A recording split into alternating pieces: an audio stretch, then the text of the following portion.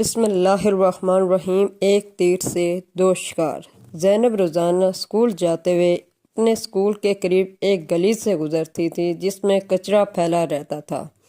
یہاں سے چلنا مشکل ہو جاتا تھا۔ ایک دن اسکول میں اعلان ہوا جو طالب علم اپنے علاقے کے کسی سماجی مسئلے پر عملی کام کرے گا اسے پروجیکٹ میں پورے نمبر ملیں گے۔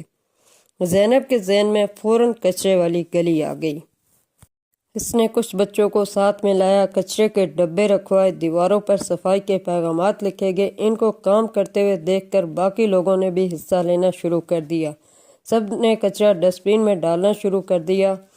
کچھ ہی دن میں سارا کچرا صاف ہو گیا، کناروں پر چھوٹے چھوٹے پودے لگائے گئے، ماحول صاف ستھرا اور خوشگوار ہو گیا۔ صرف چند دن میں جب پروجیکٹ جمع ہوئے تو زینب کا پروجیکٹ سب سے بیسٹ قرار دیا گیا۔ اسے پورے نمبروں کے ساتھ ساتھ انعام بھی دیا گیا۔